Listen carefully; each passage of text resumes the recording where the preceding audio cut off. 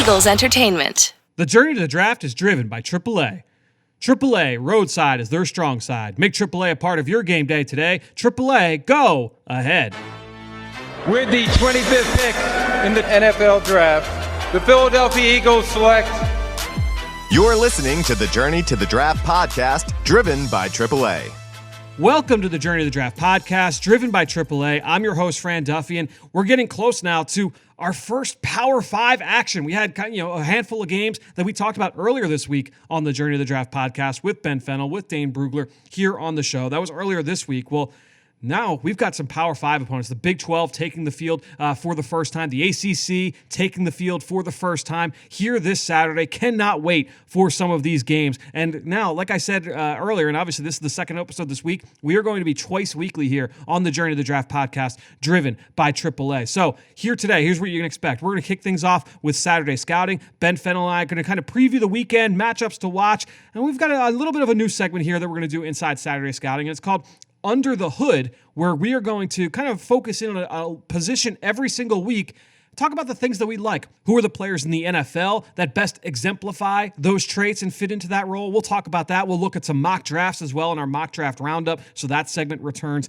as well. So we're going to do all of that in Saturday Scouting. After that, I've got a pair of guests. This week for Mr. Relevant, we've got the executive director of the Reese's Senior Bowl. That's former NFL scout Jim Nagy. Jim, a longtime guest on this show, has been on a handful of times. He is back, and we're going to talk about what the Senior Bowl looks like this year, what it could look like here in January, and then also some of the top prospects around the country at a handful of positions.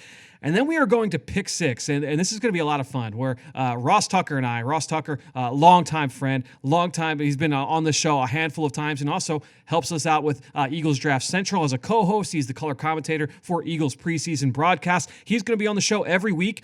And he and I are going to just have a handful of picks every week where it's not just picking games, but we're looking at, just different things, a little bit of a spin, some different games we'll play each and every week. I don't want to box us into one game or not, but it's going to be a lot of fun. So we'll do that at the end of every show late in the week. That's going to be our pick six. We're going to keep score over the course of the season. We'll see who picks things the best between Ross and I as the season progresses. Like I said, Journey to the Draft podcast, we are here twice a week, and if you are excited by that, the best way to throw us your support is to go on to Apple Podcasts or Stitcher, leave us a rating, leave us a comment. You know we always answer your questions here in our draft mailbag. So if you haven't yet, please go on, leave us a question, leave us a comment. If you've got mock drafts, players you want to hear more about, that is your opportunity to be heard here on the Journey to the Draft podcast, driven by AAA. That being said, let's jump into the top here. It's time now for Saturday Scouting. It's time for Saturday Scouting.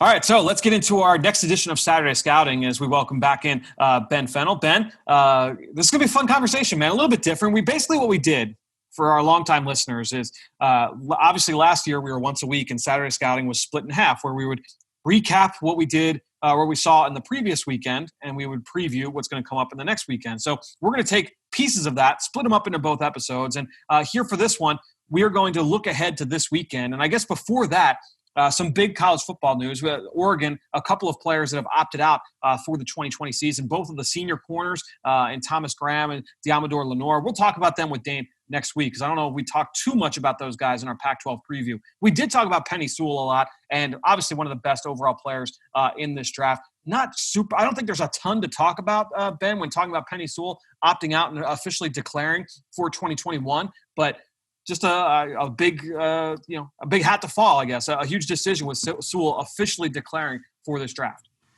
Yeah, really looking like a prodigy at the tackle position, checking a lot of the boxes you like for that NFL pedigree to hold down that blind spot in the NFL. He's shown a lot on tape, especially in 2019, one of the best tackle prospects we've probably ever studied. Not sure what else he really needed to improve on. He put a lot on tape and has all the tools, all the parts, and you just want him to stay healthy and kind of work on that transition to the next level. I thought he showed plenty last year. Yeah, and again, I don't think there's a lot. It's kind of like when we talked about Jamar Chase earlier this week with Dane. There's not a ton to talk about with Penny Sewell. I mean, he's just a really, really impressive player. Excited to see him at the next level. The one thing, Fran, I saw him once last year against Arizona. That's right, yep. and he was actually punished the opening drive or two for being late to a meeting.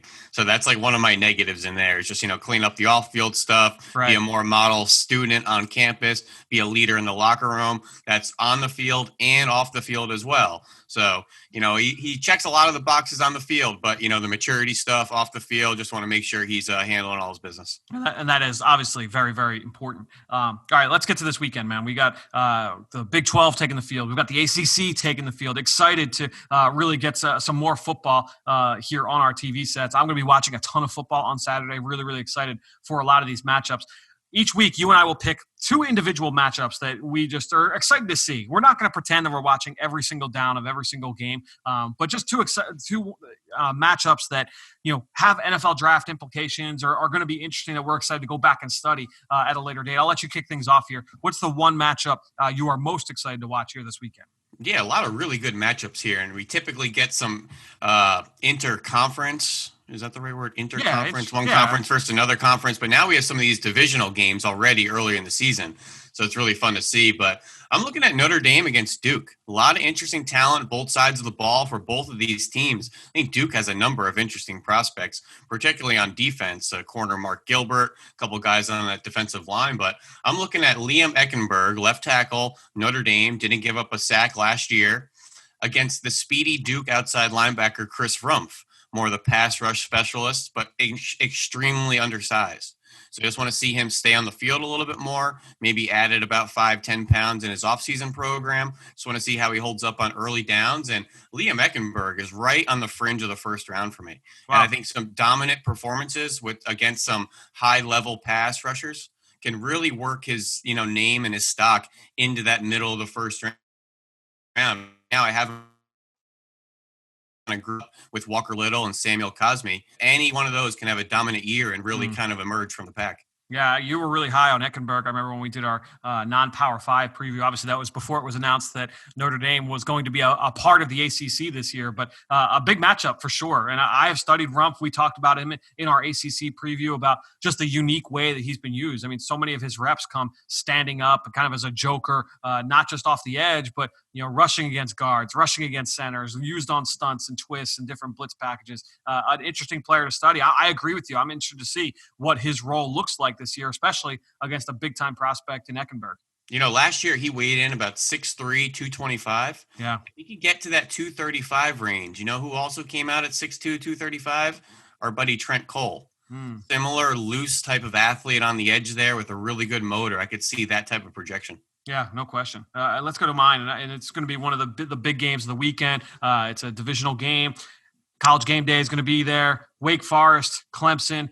Wake Forest, they've got a great prospect on the defensive side of the ball in Carlos Boogie Basham. This is a big kid, powerful kid. He's got a high motor. To me, it's a matter of what is his overall athletic upside. But his game wins in the NFL. I think we talked when we did our ACC preview, Ben, and you and I have talked offline about this too. Can he be a Zadarius Smith? Can he be that level of player? I mean, I think that's kind of the style with Boogie Basham. A big kid, strong, powerful, can be a 3-down presence. Maybe not a double-digit sack guy year after year after year, but you're going to get consistent play from and certainly can play against the run. Clemson, they've got one returning starter. We're going to talk about this a little bit later in the show too. One returning starter on that offensive line, and it's the left tackle, Jackson Carman, who's going into his junior year, has been a 2-year starter in his first 2 years on campus. I think it's kind of some questions with Jackson Carman. What is his level of athleticism? Does he have that ability to hold up against, explosive speed off the corner? And obviously, Chase Young gave everybody fits, but I thought Chase Young really kind of gave it to Jackson Carman. And look, Boogie Basham is not that explosive edge rusher, but that's why I think this will be a really fun battle to be able to study. But Basham kind of comes off both edges, so it's not like rep after rep. He's going to be matched up against Carman. When those guys do see those one-on-one battles, that'll be a fun one to go back and study. Fran, I see Boogie Basham kind of right between, is he Shaq Lawson or can he be Bradley Chubb? Right, yep. And it's that style of heavy edge rusher, more of a power rusher. And he has a lot of traits that Rashawn Gary had with his explosiveness, the linear first step, his ability to chase things from the backside. With a dominant 2020, this guy could be a bona fide front half of the first round. No question. What's your second matchup here? I go a little off the grid here. We all know this ACC matchup, Georgia Tech, Florida State, new regime at Florida State, Mike Norvell, really excited to watch that offense. But on the defensive side, a lot of intriguing players. Asante Samuel Jr., first and foremost, experienced player, son of Asante Samuel. Really want to see him build on a pretty solid 2019. He's going to be going against an interesting receiver in Jalen Camp out of Georgia Tech. This kid's got really good size, is a really good prospect. He's about 6'3", 225. You've probably seen his name recently on the freak list. Put up 30 reps at 225, 4.40 40. Really impressive size, speed, strength. The only issue is he hasn't been able to get on the field at Georgia Tech. Was injured last year, had a couple injuries earlier in his career. Really only, I think, 10 or 20 catches in his career, but a lot of upside. He could be a size speed problem. And a guy like Asante Samuel, who's 5'10", 184, maybe a little bit more of the smaller, speedier corner, could struggle with a guy like Camp. So I think that's a really interesting matchup. That's kind of a meeting of converging styles. Yeah, he's has the ability to be a big play guy, at that size, an intriguing player. You talked about the injuries have certainly hampered him, but certainly an intriguing physical talent. I did Asante Samuel Jr. Back in the summer. We didn't really talk about him too much in our ACC preview, and he's very similar to his dad in the way he plays, right? I mean, he is trying to sniff things out. He's a play recognition master, playing from off coverage, zone coverage, reading routes, jumping throws, finishing at the catch point, sticky in man coverage. Like, that's his game. A little bit undersized at 5'10", 184. Can he play on the outside? That's going to be the question. He's going to get attacked on those big boy throws, those fades over the top. I'd like to see him get a little bit better in the run game as well. But look, he's got the ability to make plays on the ball. Only one interception in his career, though, entering 2019. So this has the ability. Look, he's only a junior, going into his junior year. So he's got that ability to make that next big step here. But making plays on the ball will be big for Asante Samuel Jr. I like that matchup, certainly, to watch in that Florida State-Georgia Tech game. Last one, and I'll stick with another, defensive end, offensive line matchup here. Western Kentucky's D'Angelo Malone, reigning Conference USA Defensive Player of the Year, going up against Louisville.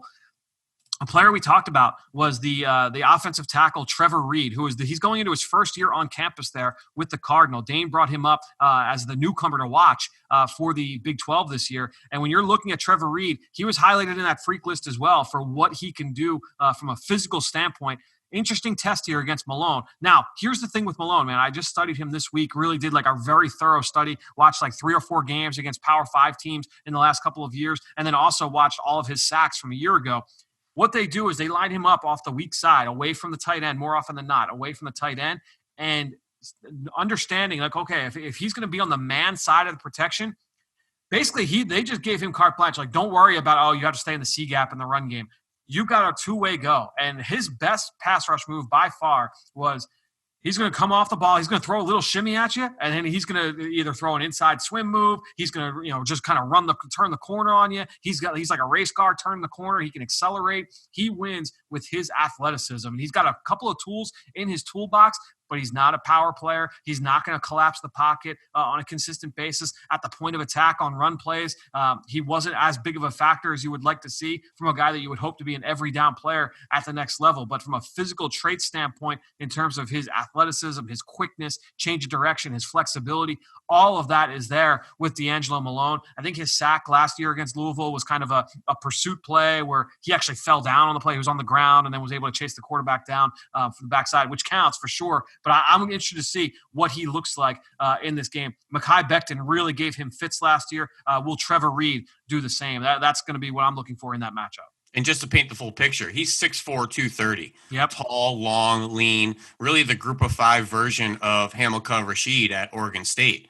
Also a kind of chase from the backside guy that doesn't win holding this point of attack, but more of a slasher and a darter, getting around blockers and shooting gaps and anticipating action behind the line of scrimmage. And that shows up in their TFL totals. Yep. Not dominant players at the point of attack against the run, but guys that are really quick to dart and get into the backfield. Similar type of conversation with Josh Allen coming out of Kentucky a few years ago. Similar type of prospects, similar type of issues. but we'll be really interested to see him battle Trevor Reed. And Fran, it was painful to not go with Andre Cisco against the high-flying vertical offense in North Carolina this weekend with De'Ami Brown, Daz Newsome, Sam Howell. You know Cisco's going to have an opportunity to make a couple plays on the ball out there, especially down the field, kind of a risk-reward safety. We've both studied him. Fun player. He was my kind of C choice for a matchup. Well, good news for our listeners. I'm not even going to comment on that because I'm going to be talking about that a little bit later in the show, that exact matchup with Ross Tucker in our Pick Six segment. So, and that's how you tease a segment right there. That's right. I'm glad you brought that up. All right. So the next part of our conversation, we're going to do our mock draft roundup. We're just going to pick a mock draft that's out there recently. Look at who they have the Eagles selecting, who else is going in that range. This week, we're going to pick a mock draft from a friend of the show, and that's Ben Solak with the Draft Network. He has the Eagles picking 24th overall. Here are the 5 picks going up before the Eagles. 19th overall, Minnesota Vikings taking Ohio State cornerback Shaun Wade. That kind of makes sense when you look at Mike Zimmer and his background with the cornerback position. 20th overall, he's got the Green Bay Packers selecting Alabama wide receiver Devontae Smith. 21st overall, the Pittsburgh Steelers selecting Texas tackle Sam Cosmi. You mentioned him earlier, Ben. 22, the Bills selecting Miami defensive end Quincy Roche. And then 23, the Colts are picking Oregon State defensive end Hamilcar Rashed Jr. You just mentioned him, Ben. What was your takeaway from those first 5 picks there, Ben? Interesting group. I think the Packers going after a first-round receiver has been kind of wanted for a couple of years now. Samuel Cosmi. They typically don't go size though, right? Or they typically don't go with the undersized guys. Don't they prioritize a bigger, strong? You look at a lot of the guys that they've taken, especially in this regime with Brian Gutekunst. It seems like they prioritize bigger, stronger guys at that position. That just means they're looking for the compliment now, Yeah, and maybe. that they're due for that speedy guy. Maybe. Whether it's Devontae Smith or Rondell Moore or somebody in there that's a playmaker for the offense. Samuel Cosmi right in that middle, back end of first round, I think is about right. Yep. Quincy Roche, pretty high in the first round. Exciting player. Excited to see him down at Miami in 2020. And then Hamilcar Rashed Jr., really interesting. The Colts need to get more athletic and younger at the edge position. Right now they have Justin Houston out there, a couple interesting young guys like Ben Bagano and Alcoin and Muhammad from Miami. But they need to get younger. They need to get more athletic. And aside from that, the Colts have a pretty nice-looking defense. They could just use a more athletic kind of pass rusher on the edge there. I agree with you. And I think that's the highest I've seen Quincy Roche in a mock draft, 23 overall, which was great to see. I liked him on film last year at Temple, so I am not going to argue with that selection. So we talked about the 5 leading up to the Eagles. Let's talk about the 5 afterwards. New York Jets at 25 selecting Michigan defensive end Kwity Paye. 26, the Dallas Cowboys selecting Florida tight end Kyle Pitts. 27th overall, the New England Patriots selecting LSU nose tackle Tyler Shelvin. We talked about him earlier this week with Dane Brugler. 28th overall, the New Orleans Saints taking USC defensive tackle Jay Tufele. We've talked about him a number of times here on the podcast, Ben. And then 29th overall, the San Francisco 49ers taking offensive lineman Alabama great Alex Leatherwood, who we'll talk about a little bit later, actually, in our next segment with Jim Nagy. Let me take a step back here for a second, Fran, and just talk about this area of the first round. Do you feel like the trend over the past couple of years that this area of the first round has become the safer pick selections rather than that back end first round? And I think we used to see more kind of gambles and risk and injury guys. I just see a lot more trench players, interior offensive linemen, interior defensive linemen. It just seems like this is the area for that safe player in the draft. Well, you always talk about the idea of trading up for your quarterback or a running back there too, as well, because you've got that fifth year option that certainly comes into play later on in a player's career. So we've seen a handful of players go in that range from those 2 positions. Certainly Baltimore taking advantage of that and trading back up for Lamar Jackson a few years ago, and that was after they had selected Hayden Hurst in the mid 20s, late 20s. So I think when you look at that area of the draft, it is very interesting to see what teams kind of strategize there. At the end of the day, I don't think they go in saying, all right, we're just going to take safe, but I feel like that might just be how the board goes, right? Because you're going to get the blue chip guys typically are not going to be there at that point. And so now it's a matter of like, all right, well, what does the board show us? And that might be one of the themes that we've seen. But it seems like just even with that group, right, like Kyle Pitts, Jay Tufele, like they're more like athletic, pure upside guys. And I think you would say the same thing about Shelvin, like what he could be just because of just how physically dominant he can be with his strength and his power. I think with Kwity Paye and Leatherwood, you're talking about traits and maybe not quite finished products, but still kind of like high floor guys because of what they bring off the field. I don't know how you view those five in terms of that vein. Yeah, I think the high floor kind of caveat with a lot of these guys. Yeah. That's what I mean kind of by the safer pick, in that their floor is a much safer projection and that they all have upside. Obviously, they're all young, especially guys like Shelvin that really haven't been on the field a whole lot. Yep. But trench player, nose tackle, Tufele as well. Leatherwood's probably the more experienced of this group here, so that's a really good pick for the Niners. All right, let's get into the Eagles selection at 24th overall, Tennessee offensive lineman Trey Smith. And I'm just going to read the blurb here from Ben Solak. This is from that mock draft article. So let me read that real quick. The Eagles offensive line went from impressively deep to threadbare thin across the course of the offseason, losing Pro Bowler Brandon Brooks and 2019 first-rounder Andre Dillard at right guard and left tackle, respectively. The Eagles will have to start rookie Jack Driscoll if they get an injury pretty much anywhere on the line. And while they've installed depth offensive linemen with midseason success before, their offensive line has never started the season shakier. There may be a couple of problems the Eagles need to solve on their offensive line. Then Brooks will try coming back from a second Achilles tear next year. Dillard has received bad reviews in his first two camps. Jason Kelsey could retire any season. We know they value trench guys and they love tackle size on the interior. So Trey Smith makes sense for all their potential problems. He could back up Brooks, fight for the left tackle job, or take the left guard job from Isaac Sayamala, who would then kick into center if Kelsey were to retire. I'm kind of adding that part in there. His finishing ability and displacement power will appeal to the Eagles' double-heavy approach. Ben, what are your thoughts on Trey Smith to the Eagles, and do you like that value there on the back end of round one? Love the value. Love addressing the trenches, especially that back end of round one. You cannot neglect the motor oil of the offense, and that's the big guys up front. We get so excited to add all these playmakers and quarterbacks and pass catchers, but you got to keep addressing the foundation and keep adding and and building and caking on that caulk on the basement pillars. That's right. And I just kind of wonder if Trey Smith is in camp this summer. Is he in conversation to play left tackle?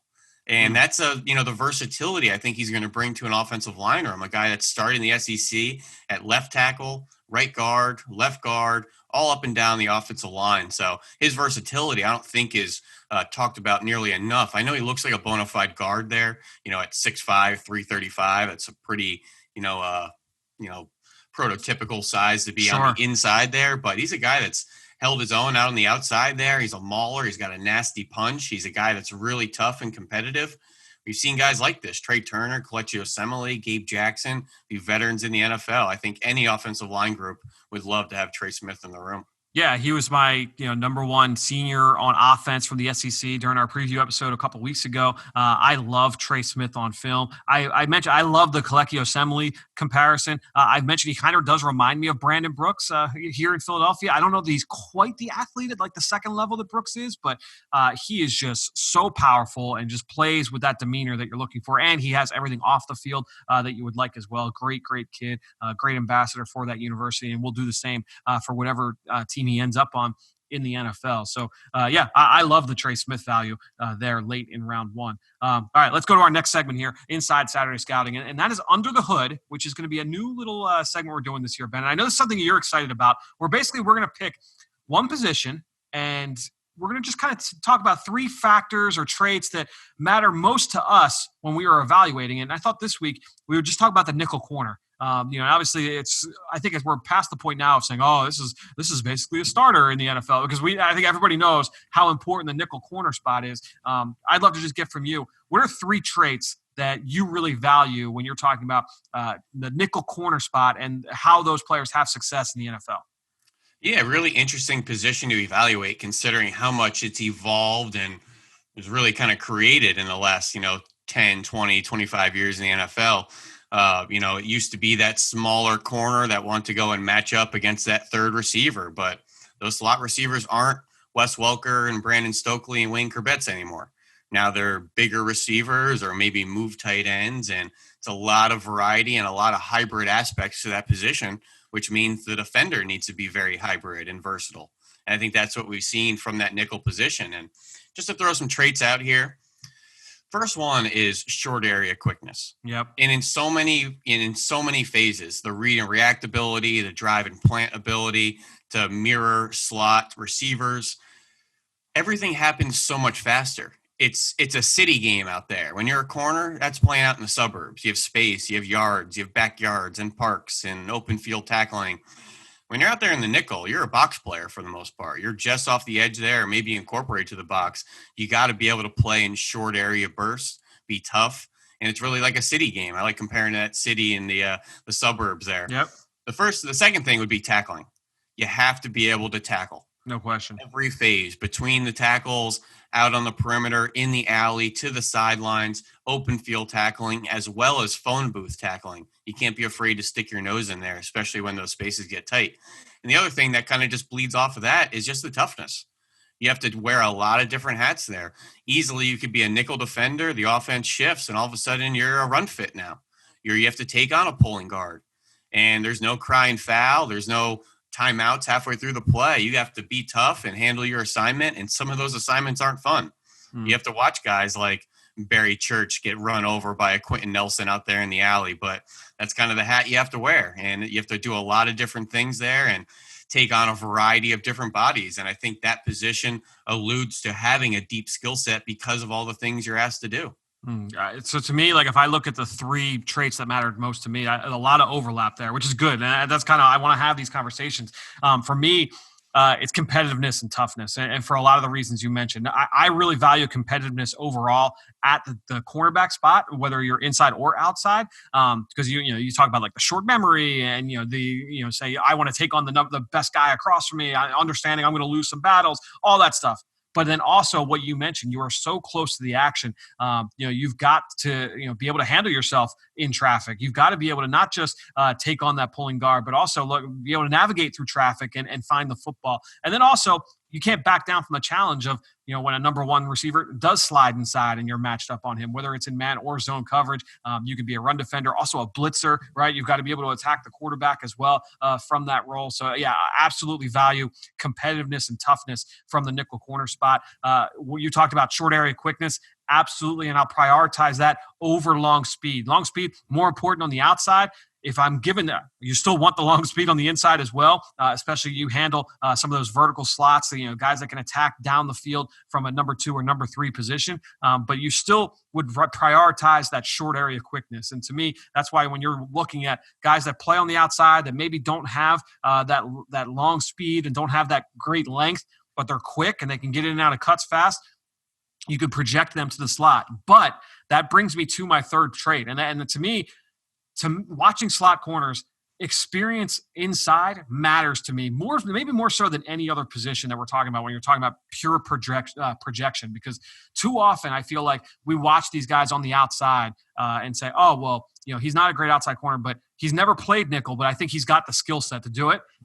Those guys, it's kind of rare that they ever work out on the inside. I don't know if you agree with me on that or not, but to me, you have to be able to handle a two-way go. And when you're on the outside, you've got the sideline always there to be your help. And you've got your safety, you've got the middle of the field, there's defenders in there. But when you're in the slot, that receiver can attack you outside. He can attack you inside. He's got the ability to have that two-way go.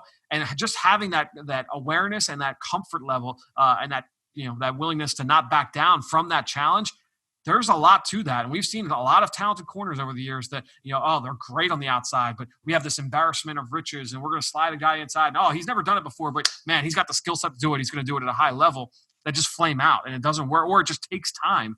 To me, like experience on the inside really, really matters to me.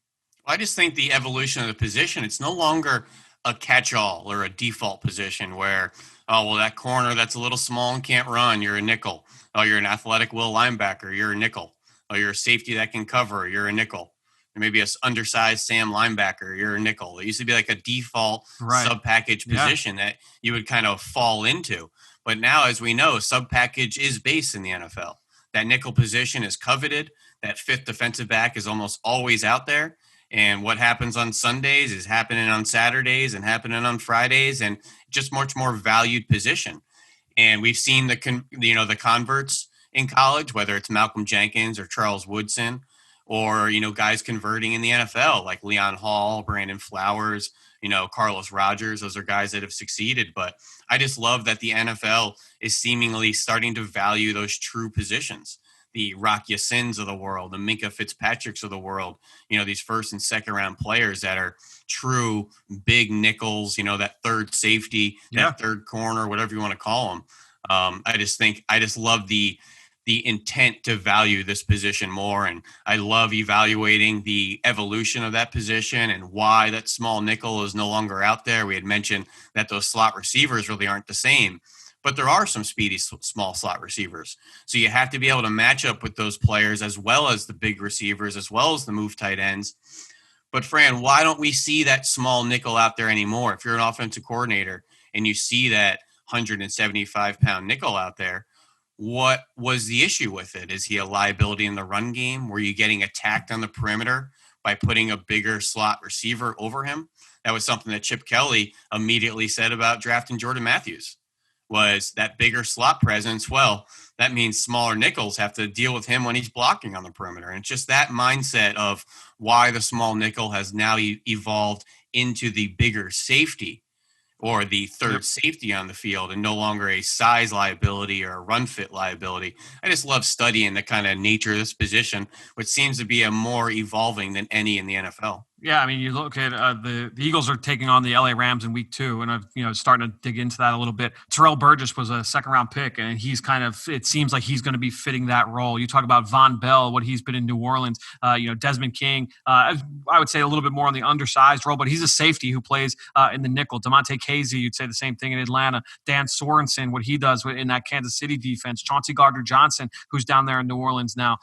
You go up and down. Tyrann Mathieu, safety, who's playing down in the nickel. LaMarcus Joyner, right? I mean, there's so many of those guys that are safeties that are the fifth defensive back. And when you talk about big nickel, regular nickel, all these teams, they get a little bit specialized, and it's all about just finding the right matchups and being able to defend against whatever the offense is going to throw your way. My next question for you, though, in your mind, when you're evaluating nickels from college to the NFL, what separates like the elite from the good? Like, what is it? Okay, this guy is a top 5 nickel in the league. He's a top 3 nickel in the league versus, he'll be a nice nickel. He'll be a good, quality starting nickel, but not one of the elites. Is there a trait or a separating factor in your mind that, really kind of splits that hair for you?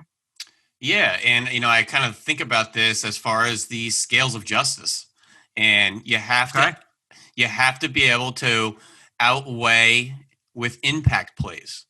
And if you're there in that nucleus position, that middle of the field position, you have to make impactful plays, whether that's fumbles, TFLs, getting your hands in the passing lane, interceptions.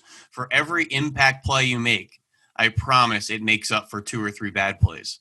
But if you're not making the impact plays, those game-changing plays, those, tide-turning plays, suddenly those average or, plays you miss become that much more focused.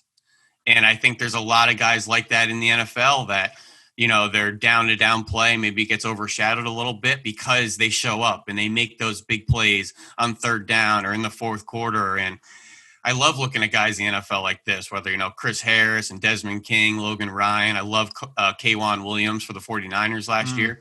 But Tyrann Mathieu, I think, is the epitome of this position. Yep. Or that safety project coming out of LSU, but he's playing that nickel most of the time, 80% of the time. And you see the impact plays when he's on the field.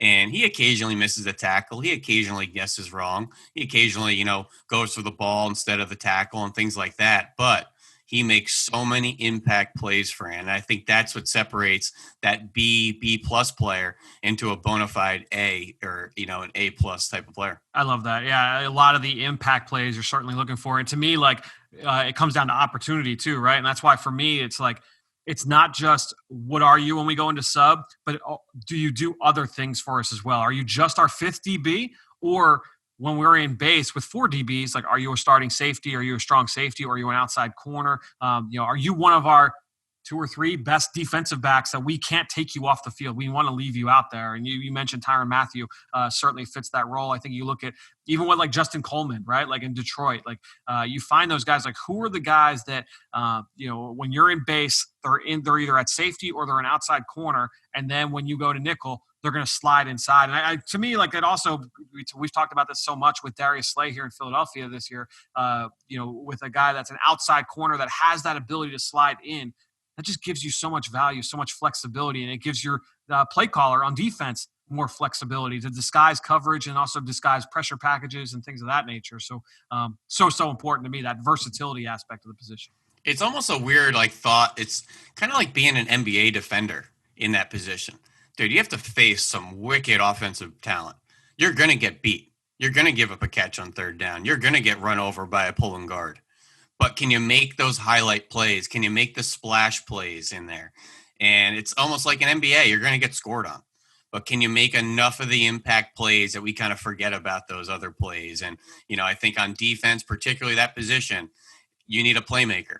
And the ones that aren't making the plays, it's really easy to circle and find them and think, hey, we can upgrade this position. We need somebody to make more plays for us. And that's kind of a premier spot on the defense to make those impact plays. No question. All right, let's get to the next question I got for you here is, who are the players that most fits this in the NFL? And I guess we've already talked about a bunch of them, but is there one guy that I would say, just give me one name that best encapsulates what you're looking for at the nickel corner? It'd probably be Shaun Wade out of Ohio State that played that nickel position quite a bit last year. Love his size, love his toughness. I question a little bit of his turn and run ability. So that kind of makes him an ideal fit to maybe play that slot, although these big box fades are becoming so popular now and trying to get those nickels to turn and run. There's a lot of interesting ones around college football, whether it's Javon Holland out in Oregon or DeMar Hamlin, senior safety, kind of nickel for Pitt, or, TCU's got a really good one, and Trayvon Moehrig. A lot of interesting players. I just love that these guys are on the field more often in college, and it's not like you're in no man's land. We got to put you in the corner group or the safety group. I'm telling you, Fran, we're like 2 or 3 years away from having a bona fide nickel group at the combine because it's such a valued position. Yeah, I think you're right on about that. And to me, like when I look at the college game right now, like one guy who really fits that too is Elijah Molden. We talked about him when we did the Pac-12 preview that I wrote down like Micah Hyde, again, going to the earlier parts of the conversation. He's a safety who comes down and plays in the nickel. And I look at Molden, who's 5'10", 191 pounds. I'm going to bring him up. We're going to have Jim Nagy talk about him too in the next segment. Like Molden spent most of his time on the inside. He's tough. He's competitive. He's instinctive. He can finish. Like everything that you're looking for to be able to come in, play on the interior, and be a really quality, whether you're saying he's going to be a quality role player and maybe not a high-end, top-end starter, that might be fair. To me, I kind of wonder, and I told you this when we did the Pac-12 preview, I was very close to just putting him with the safeties. So I kind of wonder, all right, when you're in base, going back to my earlier point, I don't want to take Elijah Molden off the field, and I don't know that he's an outside corner. So I kind of look at him and say, all right, I think he's probably a strong safety when we're in base, and then we're going to move him down, and he's going to play in the nickel. When it's time to go sub. I really like Elijah Molden. I feel like he can really, really fit in that role really well. But it wouldn't shock me if some teams kind of viewed him as an outside corner too. His dad, Alex, was a corner in the NFL. He's got those bloodlines, but I really like Molden. I really like his projection to play on the inside. And the diversity of the position is almost turning into like running backs. How you can have a 190-pound scat back and a 225-pound bruiser.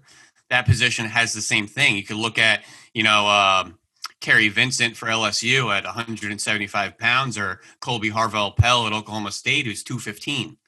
And just so many different shapes and sizes at that hybrid position. Just really fun to evaluate. It can also be really tricky because there's so many different types. Yeah, no question. Dude, this was a fun conversation, man. Excited to have this conversation every week when we talk through, just different positions and what we value most. Hope you guys all enjoyed that as well. Ben, we will talk to you on Monday with Dane Brugler, talking about the action that we were going to take in this weekend. Enjoy college football on Saturday, and we'll talk to you next week.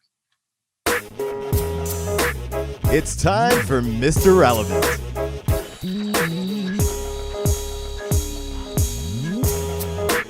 Well, excited to welcome back here to the Journey of the Draft podcast, driven by AAA, the executive director of the Reese's Senior Bowl, Jim Nagy. Jim, welcome back to the show, man. Glad to have you back. Yeah, Fran, good to be back on. It seems like a long time ago that we spoke at the Combine. Yeah, it was, what is it now? It's been 6 months, but it feels like 6 years, in 2020 time.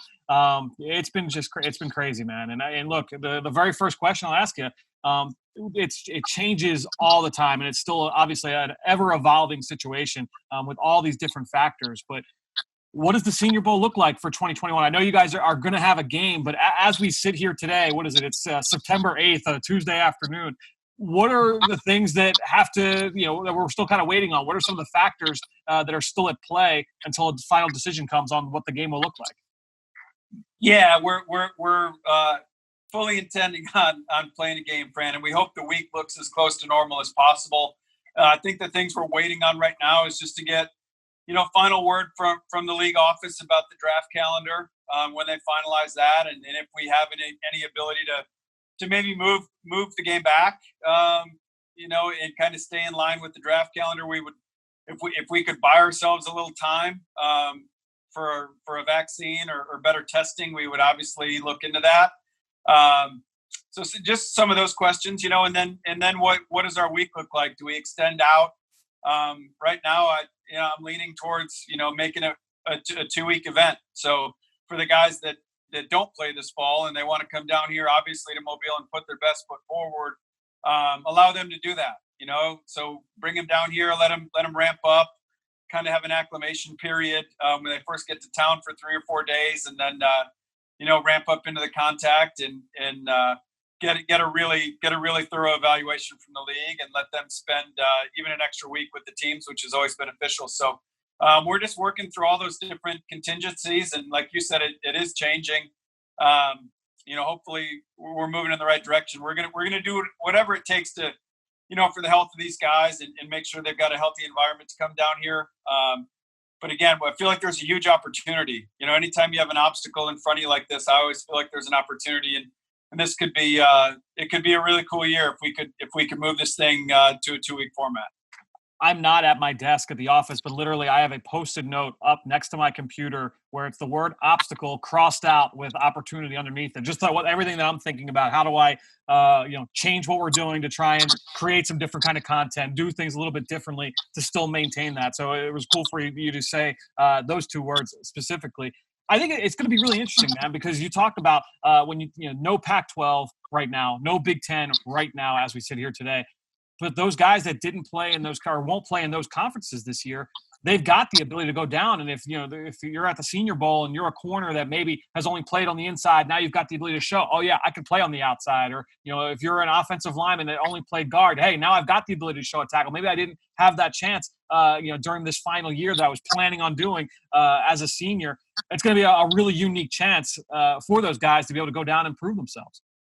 Yeah, and that's exactly what I was talking about in terms of the opportunity. I think because we have an opportunity to give these players an opportunity to come show themselves in a year where things have changed on them. Again, they're all working hard. All these guys are putting in the sweat, and they've all worked hard, and theoretically have gotten bigger, faster, stronger. And our game might be the only opportunity for these guys to show the NFL teams what that looks like on a football field.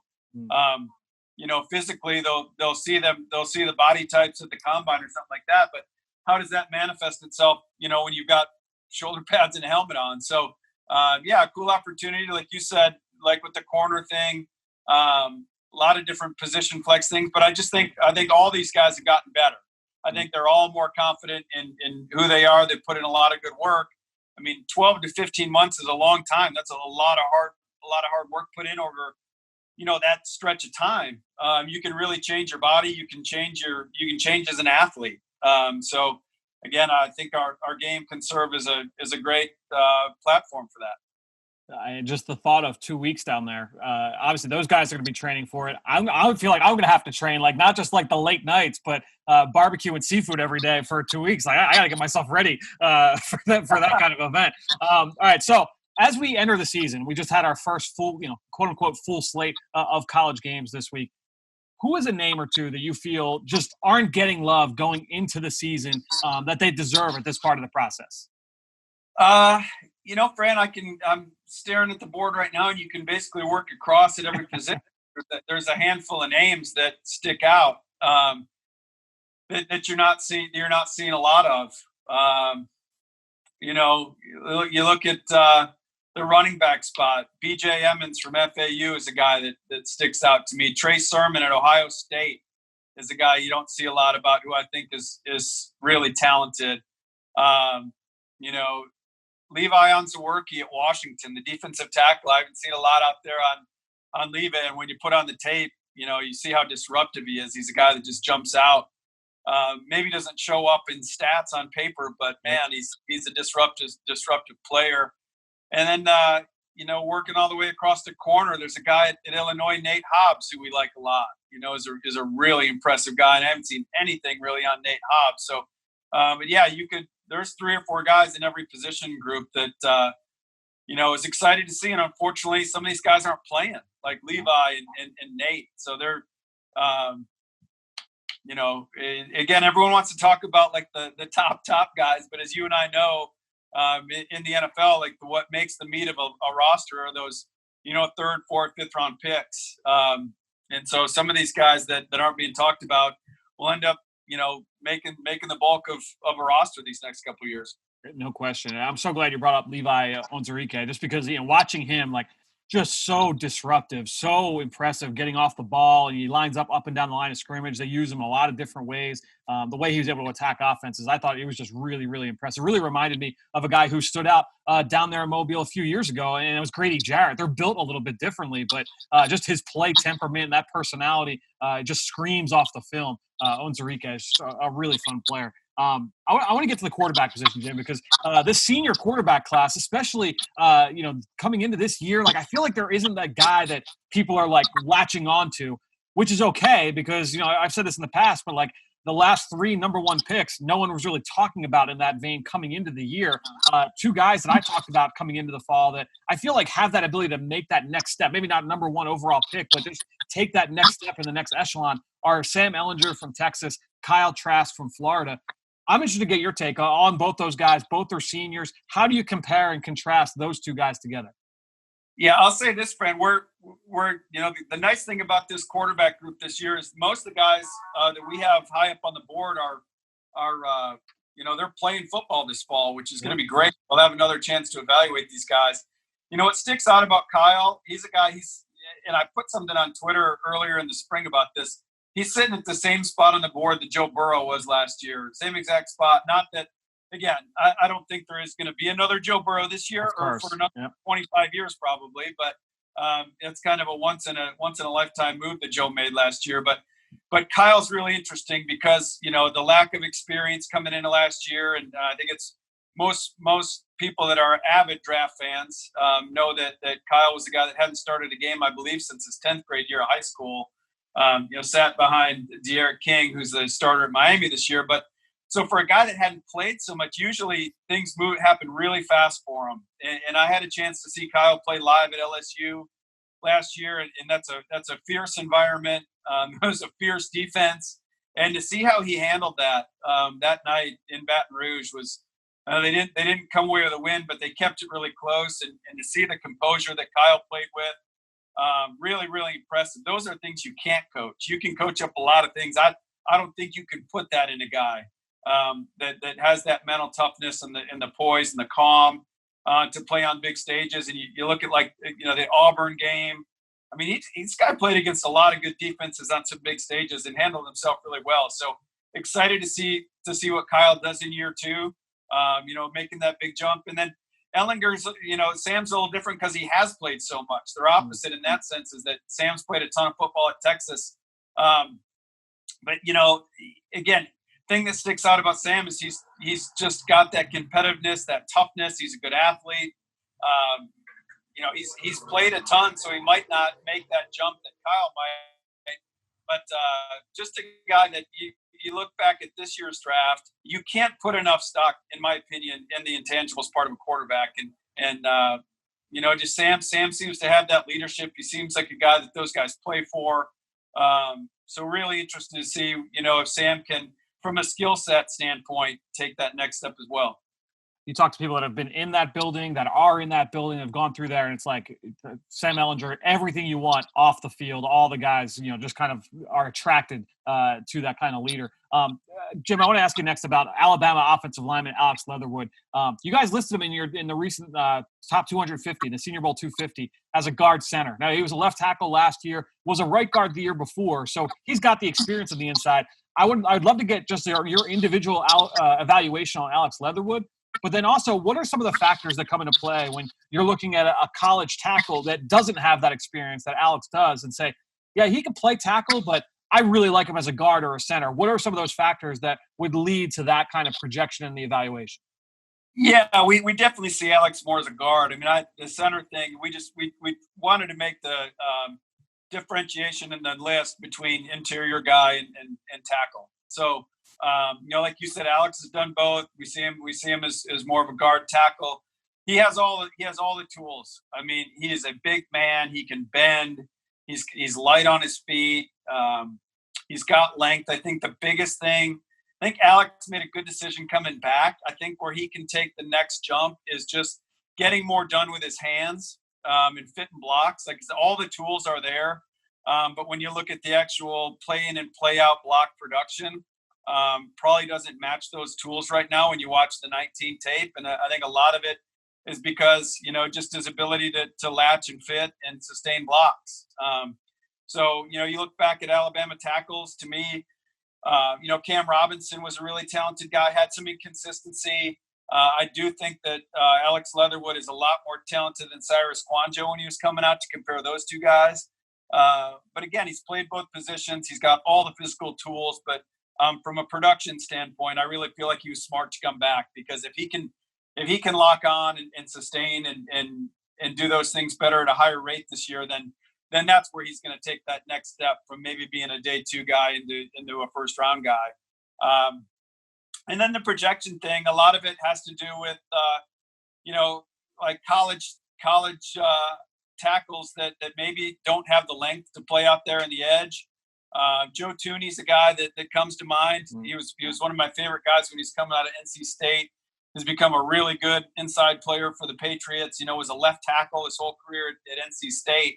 But I think Joe had 31 and something arms, and again, I think length does matter out there. It's not the end all be all. If you have really good feet and feel, I think you can make up for maybe not having the longest arms. But I thought Joe was a guy that could play guard or center. Because he was, his mobility was off the charts. And again, the feel, the eyes, the awareness, talking about a guy that got a lot done with his hands. Like when Joe got his hands on you, it was over. And that's where Leatherwood's got to take that next step. So I think those are the things you're kind of looking for. Why you would move a guy inside would be the length factor.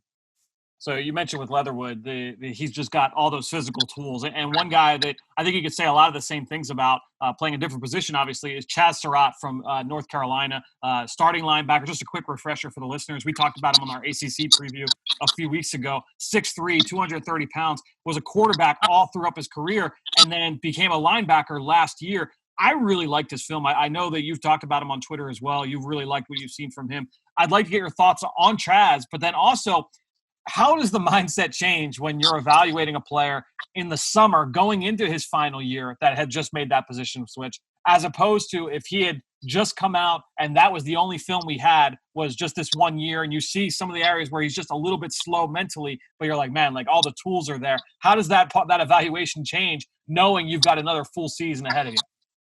Yeah, I think back to the Kyle Trask thing, I think regardless of position, the more you play, the game does slow down regardless of position. That's the great thing. We're going to be able to see that with Chaz this year. Like you said, all the physical tools, great athlete. The other thing that helps you buy into him, he's not just an athlete running around trying to out-athlete people. He brings a level of physicality that you wouldn't expect from a former quarterback. I mean, if you didn't know that if you watched the 2019 North Carolina, defensive tape, and you didn't know Chaz Surratt went there as a quarterback, you wouldn't guess that by his play style. He runs, he hits. There's no hesitation, pulling the trigger on plays. So, it's just going to be an experience thing. You got to think another year on the defensive side of the ball, he's going to make a big jump. And he's exactly the kind of linebacker teams are looking for now. 3-down athlete, really matches up well in space, can cover, can blitz. Just a really versatile guy. So, again, just really, really thankful North Carolina is going to be playing football so we can see more of Chaz this year. Yeah, I mean, his ability to go back and be able to play that year, knowing that he's got a second year at linebacker, it's interesting to kind of juxtapose that with his brother, Sage, who has played a wide receiver at Wake Forest all throughout his career. He declared for the draft, opted out of 2020. Chaz, I think, making the right move. Hey, let me put another year's worth of linebacker film on tape for teams to be able to evaluate. Last guy I want to ask you about, Jim. Elijah Molden from Washington, and played corner mostly in the nickel. I mean, that's where we see him, watching last year. I'd love to ask you, just obviously the evaluation on Elijah Molden, how you view him, but how different he would have been evaluated in the last two buildings you've been in with New England and Seattle. And then also, I guess I'll back off of that. How different is it for you now in your current role where you're kind of projecting for the whole league and trying to figure out, okay, here are the players I want to bring down to Mobile, and not just saying, all right, here's our scheme, here's how he fits. How does that part of the process change for you as well? Yeah, Fran, I think I'll handle that last part of the question first. Okay. It is a little easier in this role because we are scouting for the whole league. That was kind of the heartbreaker when you're a scout, when you see a player that you really like and he doesn't fit you. you grade him accordingly. You kind of got to wave goodbye to him because he doesn't fit. So that's the easier part down here with our game where we're grading for the whole league. Elijah's really a fun player to watch, and I've said it a million times, but that's the biggest compliment I can pay a player. I mean, he's one of those guys that you get through 3 or 4 games and you just want to keep watching because he does every game you put on. Just the energy level he plays with. He's such a fun athlete to watch. He's a little playmaker. Not the biggest guy in the world, but really talented. He has that ball hawking nature to play in the slot. I think he can play free safety because he's really instinctive and he's tough and aggressive. He plays bigger than his size. And again, the league's kind of moving to that kind of safety. You look around the league, the Buda Bakers and the Mike Edwards from Kentucky, who we had the game a couple years ago for the Buccaneers. I mean, there's more of a shift to that kind of player, that undersized nickel free safety. And Elijah fits that. So really fun player to watch. Again, I just love those feisty guys, and Elijah's all over people on tape, both in coverage, and in run support. And the last part of the question, when you talked about the 2 places I worked, spent a lot of time New England and Seattle. Yeah, completely different skill sets. Elijah wouldn't have been a guy typically for Seattle. I think over the last couple of years, they've come off their size standards a little bit at the position. Justin Coleman, we had Justin Coleman in Seattle a couple of years ago, was more of an undersized nickel guy and played at such a high level for him. I think Justin was a guy that had them reconsider, what could work in the slot up in Seattle, and then he goes on to Detroit and signed a big contract, and New England and Molden would be a great fit because they play so much coverage and zone that you're looking for smaller reactive athletes that can match and mirror routes, and Elijah's that guy. So. Yeah, just two different ways of looking at corners, and they both work, and that's why, as a scout, you always have to be, mindful of who you're scouting for and scheme fit.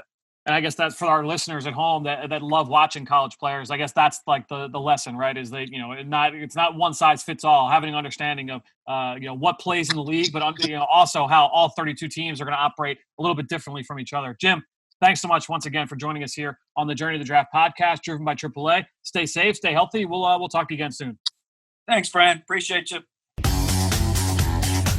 Now it's time for Pick 6. All right, well, time to welcome back a guy that's been on this show multiple times, Ross Tucker. You can follow on Twitter at Ross Tucker NFL. Ross, welcome back to the Journey to the Draft podcast, man. Happy to have you back on. Happy to be back on, Fran, and happy football season, man. I mean, absolutely. Number 1, we got the Eagles on Sunday. Number 2, I was actually at a college game at the stadium watching a college football game and calling it. It was, and honestly, and I know we'll get into it, but with Army being allowed to have the cadets there, it was a cool atmosphere. I kind of to see 55 hands all in the same uniform, socially distanced and going crazy. It was awesome. It really was. Dude, can I just say, like, in my previous job working at Temple, like, all the places I traveled, which, at that time, the Temple was in the MAC, but we played, like, out-of-conference opponents every year. Mikey Stadium is my favorite game place. And I've been to Beaver Stadium a bunch of times. Like, we've been down to Clemson. We went to, some big – I love the environment at Mikey Stadium. It's the weather, the fall. You're on the Hudson River. It's beautiful. You have the cadets there, so you have that atmosphere. That's a fun place to watch a football game, man. It's amazing. It's my favorite. Like, from my booth, my view, it's the best view of any football game I've ever been to. It's just spectacular. It helps that it's like a mile high. I feel like that press box is like so high compared to like other places. But dude, that place is awesome. So really excited that you were able to get up there. So as I mentioned earlier in the show, this is going to be like a fun competition for us each and every week. Fans, longtime listeners of the show know we do our Pick Six segment, and we're typically just picking 6 players to talk about. Here in season, we're going to use Pick Six to talk about 6 different games and just kind of like talk about some fun scenarios and have a little bit of a game with it. We'll pick different themes for each game and kind of go from there. We'll keep score against each other each and every week, and we'll see who wins at the end of the season. Now, the first one, you mentioned you did the Army Middle Tennessee State game this past weekend. Army, the Black Knights, roasted MTSU. It was 42-0. They ran for like 1,900 yards in the game. Now, Army hosts UL Monroe this week in a game that you'll be once again calling for CBS. Army ran the ball 62 times on 5.5 yards per carry last week against Middle Tennessee. My question is, do they run the ball at least 55 times? So going with the 5.5 yards a carry, I went with 55 times. Do they run the ball at least 55 times versus ULM on Saturday? I'll let you get the first crack at it. Ooh, this is tough. I'll tell you why. Number one, ULM has a really good running back in Josh Johnson. So they've got a good running back, so they might be able to actually maintain possession more than Middle Tennessee State was able to, which eats into it a little bit, number one. Then number two, ULM is horrific run defense. Like, they were 127th in the country, I believe, last year. I mean, really bad. Worst in the Sun Belt run defense. So you'd think, yeah, that means they're going to run it a lot. Well, not if they're getting big chunks of yardage. Then they're not getting as many carries in because they're getting big chunks of yardage. That's a perfect number for this fun game. I am going to say no. I'm going to say they don't run it 55 times. I'm going to say it's more like 45 to 53 range. All right. So I'm actually going to say yes. And here's what, dude, you mentioned the ULM run defense. Dude, we talked about Tyrell Robinson earlier this week. Ben Fennell brought him up early in the show. You obviously got to see him up close. I just have a feeling Tyrell Robinson is going to be running all over this team. And he is just so dynamic in the open field. I watched a chunk of that game on Saturday. I didn't watch the whole game. Obviously, you did a great job on the broadcast from the parts that I watched. He just looked so dynamic. I'm going to say yes. And I figure, look, it's the first question of the year. We'll go a little bit different. Make sure that we don't have a tie when it's all said and done here on the end of the first question. All right. So next one, we're going to do North Carolina, Syracuse. We've talked about during our ACC preview a few weeks ago with myself and Dane Brugler, Ben Fennell. We talked about this UNC receiving core. Daz Newsome, mostly slot receiver, really fun player. I really like Daz Newsome. I think he projects well to the NFL. And then they've got a high upside guy on the outside, De'Ami Brown. He was a big play guy for them last year. He caught 50 passes, over 1,000 yards, 12 touchdowns. Daz Newsome more in the possession type of player, 72 catches, over 1,000 yards, also 10 touchdowns. So looking at Daz Newsome and De'Ami Brown, I need to know who has more receiving yards in this game against the Syracuse secondary that, while they have some big play potential, Andre Sisco, those guys on the back end, they also will give up some plays as well. Who has more yards in this game, Daz or De'Ami Brown? So I'm going to go Daz, and I'm going to go Daz because I believe that Syracuse is going to try to get to Sam Howell early and often. I just don't believe that they're going to sit back and let him pick them apart with Newsome and Brown. So I think you're going to see a lot of pressure. It's first game for both teams. try to bring some exotic stuff, confuse UNC's offensive line. What that means to me is Howell getting the ball out of his hands quickly, and that means a bunch of catches for Daz Newsome. He's the hot receiver a bunch, throwing the quick stuff to him. I think he ends up getting more yards than Brown. So I'm going to go a little boring here. I'm also going to pick Daz Newsome. And to me, the big thing here is that Andre Sisco, who I don't know if you guys have talked about him. By the way, everybody that listens to this show, you should be subscribed to the College Draft Podcast with Ross Tucker. Emery Hunt, the new host this year. Emery does an outstanding job. Andre Sisco, post safety for Syracuse. Dude, this guy is a lightning rod for the football. He's had double-digit pass breakups over the course of both years. He was a freshman All-American, first-team All-ACC in 2018. This guy just racks up interceptions and pass breakups playing from the free safety spot. I feel like with him patrolling deep, those deep balls with Diami Brown may be few and far between. You can move him off his spot a little bit, Sisco. I think veteran quarterbacks might be able to get the best of him. I don't know that Howell's there yet mentally, so I'm thinking, hey, take the safety valve underneath. Use Daz Newsome over the middle of the field. I'm going to take Daz Newsome as well in this matchup. All right, so question number 3, Texas versus UTEP. We've talked a lot about Sam Ehlinger. Just talked about him in the last segment with Jim Nagy. Sam Ehlinger last year in out-of-conference games, he had 4 touchdowns versus Louisiana Tech, 5 total touchdowns versus LSU, 3 touchdowns versus Rice, and 4 touchdowns in the bowl game versus Utah. So I'm going to throw you a little over-under here, Ross. 4.5 total touchdowns for Sam Ehlinger this Saturday against UTEP. Going under because I think Texas will absolutely slaughter UTEP. I don't think the game will be close. I don't think when they get down near the goal line, they're going to have Ehlinger run. They don't want to get him hurt. I think he'll be pulled at some point in the second half. And if you noticed, the only time he had more than 4.5 touchdowns was against LSU when they needed it throughout the game. Against some of the lesser opponents, he did not. So I will take the under 4.5 total touchdowns for Sam Ehlinger Saturday. That's a very good observation by you. And the 4.5 is a little bit generous on my end in that I'm expecting a huge game.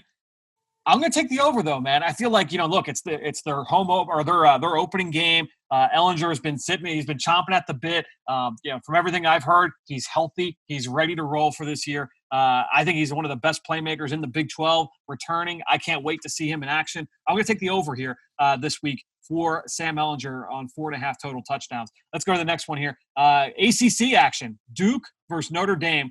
Both these teams return some of the best pass rush tandems in the country, certainly in the ACC conference.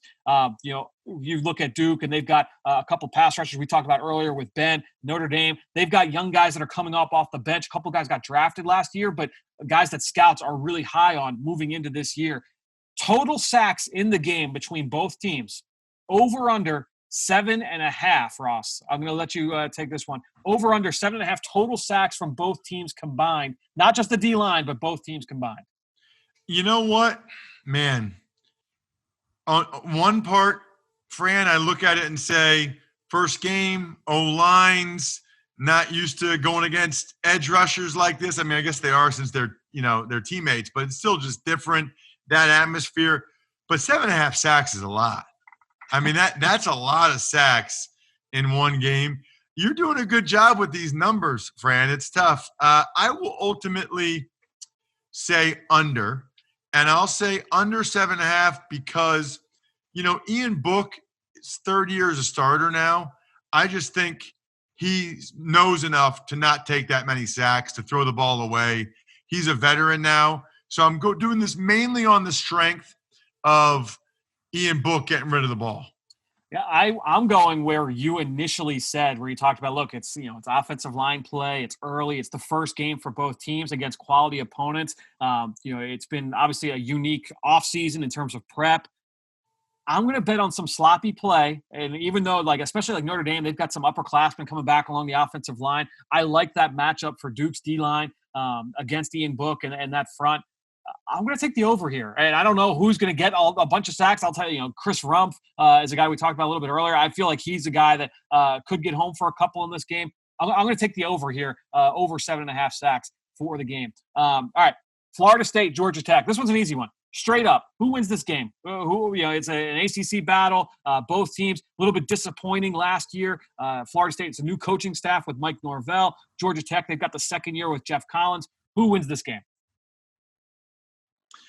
I'm going Florida State. I believe that they have the talent, even though obviously they have a new coaching staff. They did do some good things recruiting. They've got some studs still when you look at them, Marvin Wilson and others. And I think Norvell is a much better coach than his predecessor. And I think there's some value to, first-time head coach doing some things differently. Not first-time head coach, but first year in Florida State. I'll take the Seminoles. Also, I'm pretty confident you're going to say Georgia Tech, which is the other reason why I'm taking the Seminoles. Well, you think you know me, but you don't know me that well, Ross, because I am going to take Florida State in this one. I will go on the same side as you. And I just feel like even though it's been, I would say, a little bit of a rocky offseason for Norvell, they've had some, things that they've had to work out with, like, reports in the media and all kinds of stuff over the course of the last few months. I just feel like that scheme with those playmakers in space against Georgia Tech, even though it's year 2 for Jeff Collins, I still like the Seminoles here in this matchup. A few players for Florida State, just keep an eye on. Certainly Marvin Wilson. Josh Kaindoh is a guy that I know Dane Brugler, our friend, is really, really high on. He's talked about him here on the show. No Hamza Nasruddin this week, unfortunately, but Marvin Wilson, certainly a name to watch, wrecking the inside of that Ramblin' Wreck offensive line. Marvin Wilson is a guy that I will certainly have my eye on in this matchup. Last one here, Ross. 6th game. Clemson, Wake Forest. College game day is going to be down there at Wake. First time ever. Obviously, Clemson coming in as the number 1 team.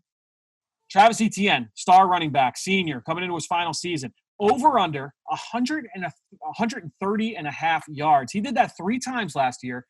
Came up 9 yards short when these two teams faced off late in November, which was a blowout win for Clemson.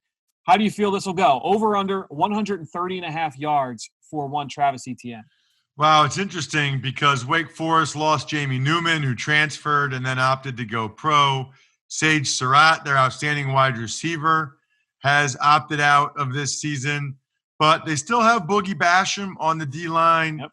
I guess I think Clemson, because of what I said about Surratt and Jamie Newman, is probably a significant better than Wake Forest this year. And so I think sort of the same philosophy I had with Ellinger. I'm going to say Etienne doesn't get there because he doesn't have to. I'm going to say he doesn't get there. And I think one of the things that is interesting is Clemson, they only returned 1 starter on the offensive line this year. If they had 4 guys graduate, Jackson Carman is the only returning starter at left tackle. They lose a bunch of the guys on the outside. No T. Higgins, obviously he's gone. Justin Ross injured. What is Etienne? Now you might look at that and say, oh, well, that means more opportunity for Travis Etienne. But against that Wake Forest defensive line you mentioned, they've got some upperclassmen in that front 7 as well to keep an eye on. I'm going to say the under here with Travis Etienne on 130.5 yards. But we'll find out, man. Well, 1 week from today, we'll get back. We'll see who won the majority of these picks. We'll have 6 more next week. Ross, excited to have fun with this as the season goes on, man. Yeah, I like it. It's fun. It's fun to watch these games now and be able to text you and say, oh, man, I was right. You were wrong. You have to – I didn't write down what you thought. I think I remember all of them, but we got to make sure we have some type of fun way to track each other and see who has more winning pick sixes. My people will call your people. We'll let you know. All right, man. Sounds good. 3 segments. Hope you guys really enjoyed everything we did on this second episode of the week here on the Journey to the Draft podcast, driven by AAA. Great stuff from Ben Fennell, Jim Nagy, Ross Tucker. 2 of those 3 guys will be back here next week. Ben and Ross, obviously, you can expect on a weekly basis here on the show. Just a quick reminder, again, we are here twice a week on the Journey to the Draft podcast. We are also going to be twice a week over on the Eagle Eye in the Sky podcast, which you can find every Tuesday and Thursday on PhiladelphiaEagles.com, wherever you get your podcasts as well. Ben Fennell is going to be joining me every single week over on that platform, so make sure you subscribe wherever you can find your podcasts. Dave Spadaro with the Eagles Insider podcast Monday, or I should say post-game, so after games on Sunday night, and then Wednesday and Friday episodes over on the Eagles Insider podcast. Make sure you go subscribe. And then also the Eagles Update podcast. Just short little news updates every day Monday through Saturday. So make sure you go subscribe to that podcast as well. We've got a ton of information coming to you. Hope you guys are as excited for the start of the NFL season as I am. By the time you're listening to this, Game 1, the Thursday Night Football, Kansas City Chiefs against the Houston Texans is either being played right now or has finished. So hopefully you guys enjoyed the NFL opener. So excited for football to be here. We've got some great college action this Saturday. We'll be back next Monday. Myself, Ben Fennell, Dane Brugler. We are going to be breaking it down right here on the Journey to the Draft podcast, driven by AAA.